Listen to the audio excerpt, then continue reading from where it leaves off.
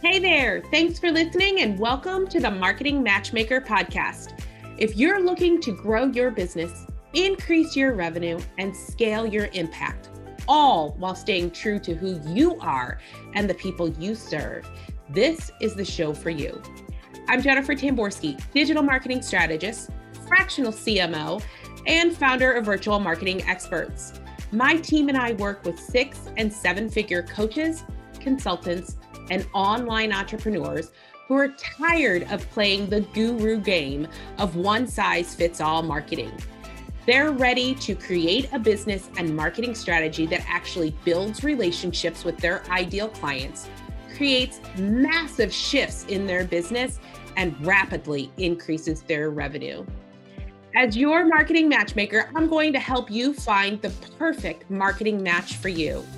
This show will teach you how to reach your ideal client, connect with your audience, build that perfect relationship, and generate more revenue. All through a process I like to call dating your ideal client. Now let's go have some fun.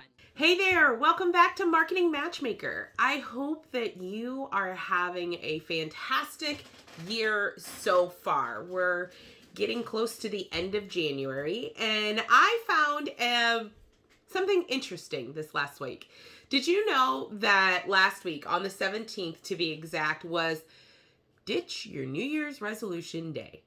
Yeah, I didn't know that either until a friend of mine pointed it out in her social media. Evidently, most people give up on their New Year's resolution around the 17th of January. And I kind of think that's because most people tend to make these big, huge goals, or try and do things that are really hard. And they set these expectations of themselves to start getting things done really quickly.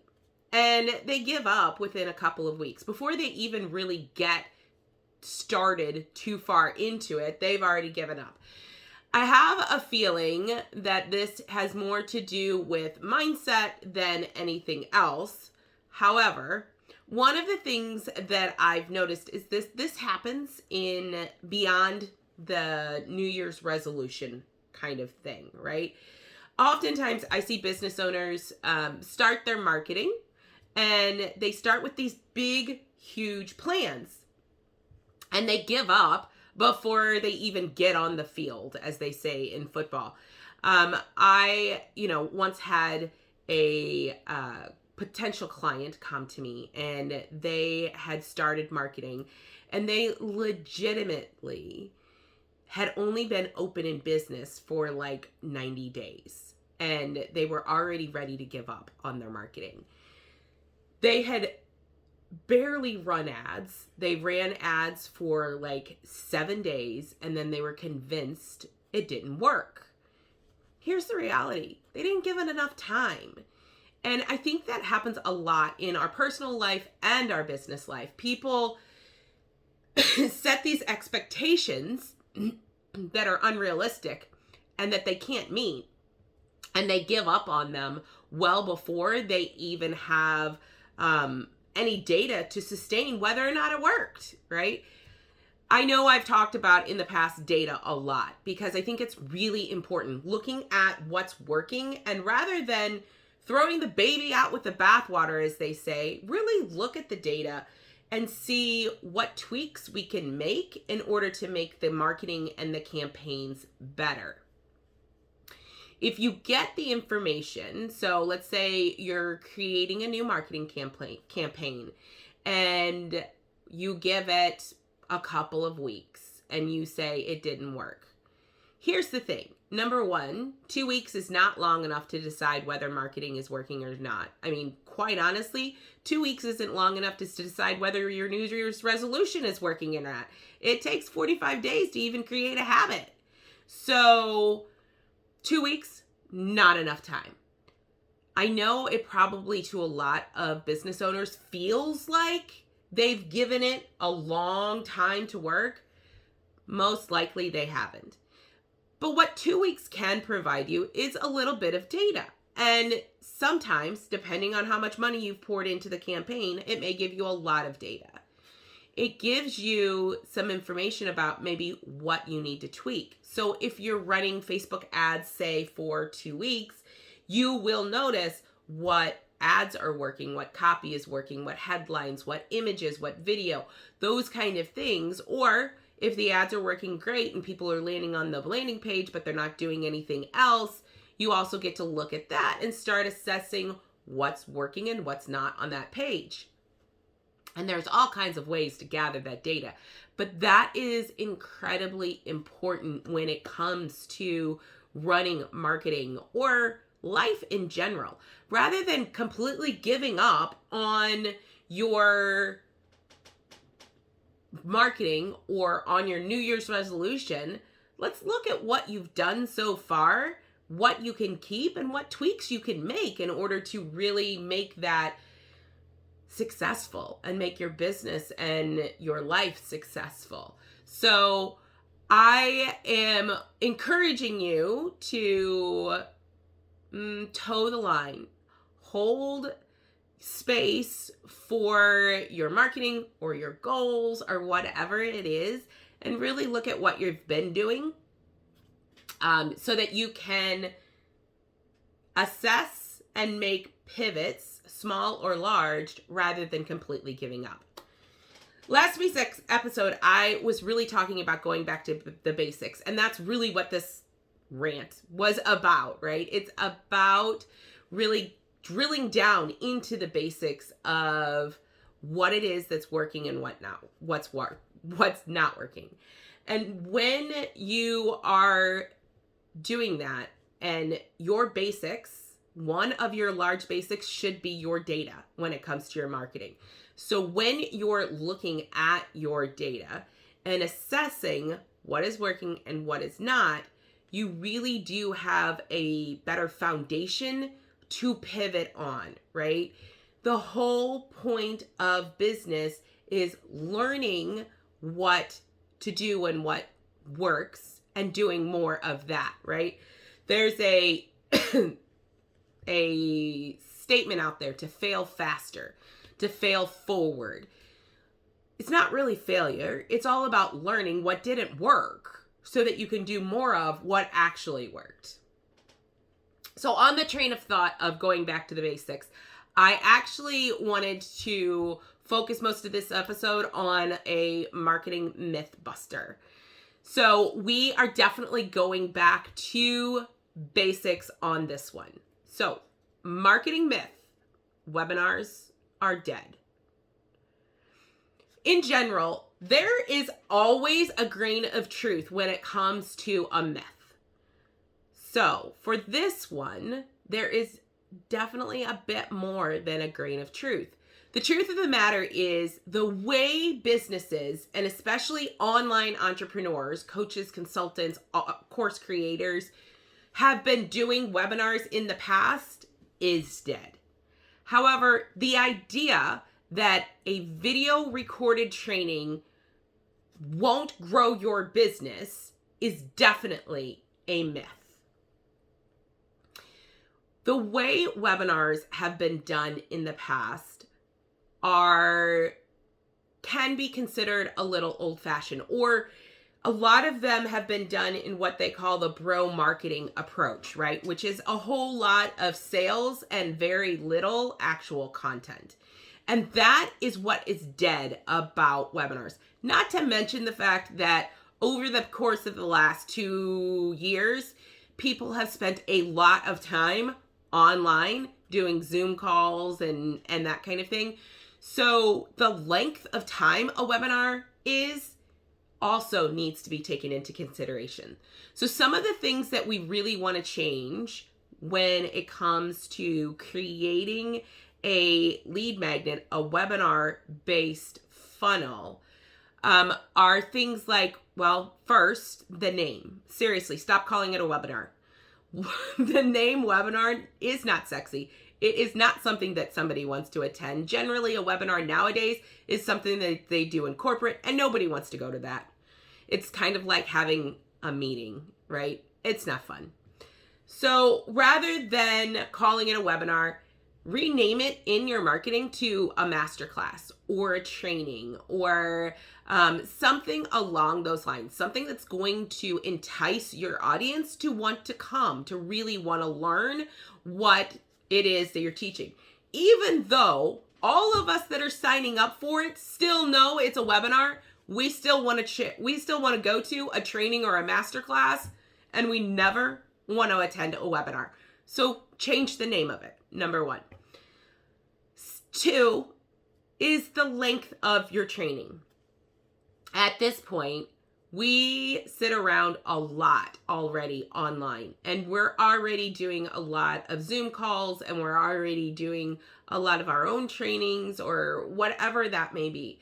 So keeping the webinar as short as you can feasibly keep it in order to provide the training that you're planning on providing in this is critical.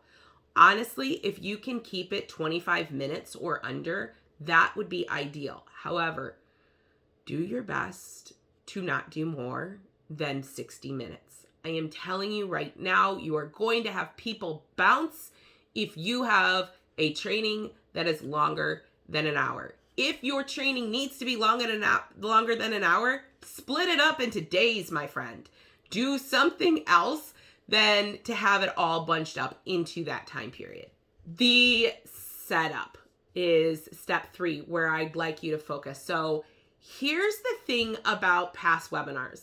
They were what I would consider a sales fest, right? People would set up a webinar and they'd train on this one topic. It's just one small thing. And that training may be 10 minutes of actual good, meaty content that people want to know.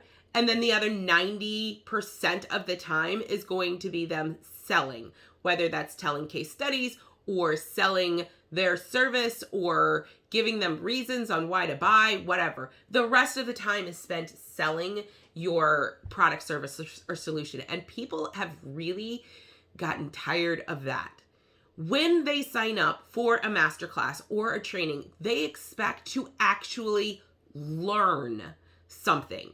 So flip the script on that old way of doing a webinar. 90% of what it is that you're giving should be valuable content. It should start right away. Again, keep that introduction to who you are short, because quite honestly, nobody cares. They honestly don't. I know that's harsh, but they don't really care about you and your story. They care about what you're going to help them fix. Whatever that problem is that you're fixing is what they need. So keep your introduction as short as possible and the meat of your training up front. And then the last piece of it, 10%, should really be selling them your product, service, or solution, giving them that option of what's next.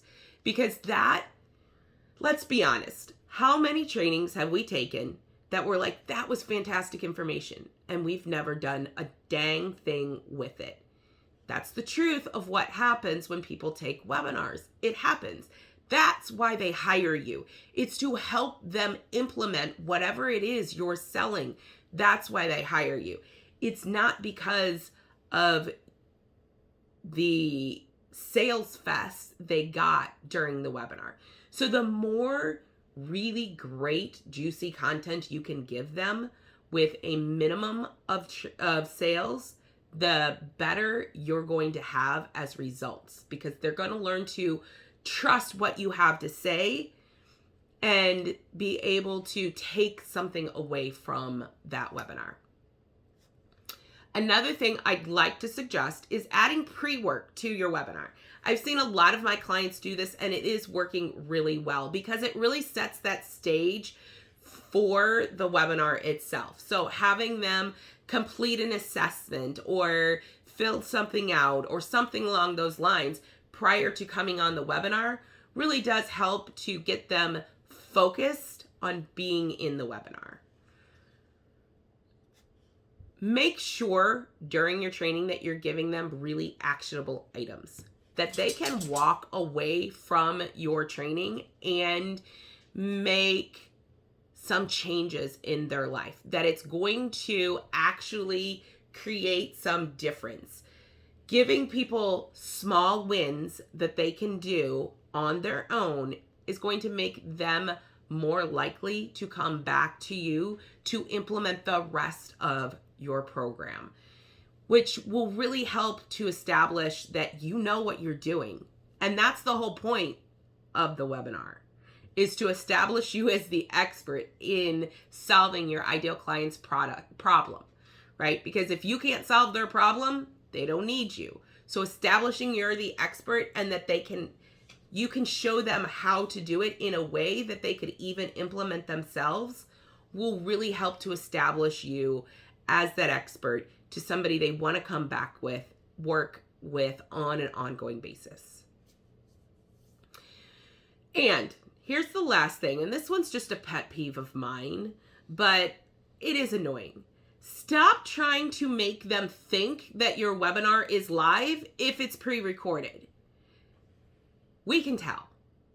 For real. We can tell. It is not a surprise that it's been pre-recorded. And quite honestly, a lot of people appreciate pre-recorded content because they can watch it when they want rather than waiting on your time schedule to do it live. There is nothing wrong with having pre-recorded content. It is okay. In fact, sometimes it's preferable. Just stop trying to make it look like it's live, because that just makes you look, well, salesy and inauthentic. Establishing upfront in your marketing or on your landing page that, hey, this is an evergreen training. You get to watch it at your timeline. That's okay. And people actually like that version of honesty. It really makes it feel authentic to them and like, yeah, I can definitely trust that this person is doing exactly what they say they're doing. And I know it seems small. I really do understand that it seems kind of silly to that kind of thing could make or break a decision, but it honestly can. If you're telling me this is a live training and I go into this and it's completely pre-recorded and I'm not able to interact with you or anyone else, it definitely shows me that you're kind of fake, as opposed to just saying, hey, this is a training I did. Here, watch it. It's actually pretty awesome and you're going to get a lot of benefit of it. I understand that. I totally get it. Own up to the fact that we don't have 24 hours in the day. We're not always online. It's just reality. And, you know, that sometimes our trainings are awesome and we want to continue to show them to people because they were fantastic and we think they're going to get a lot of value out of it. Pre-recorded is perfectly okay. Just don't try to make it look like it's live. Webinars are definitely not dead. The reality is that webinars and trainings are still a really great way to establish you as the expert in your business. It is a fantastic way to bring people into your funnel.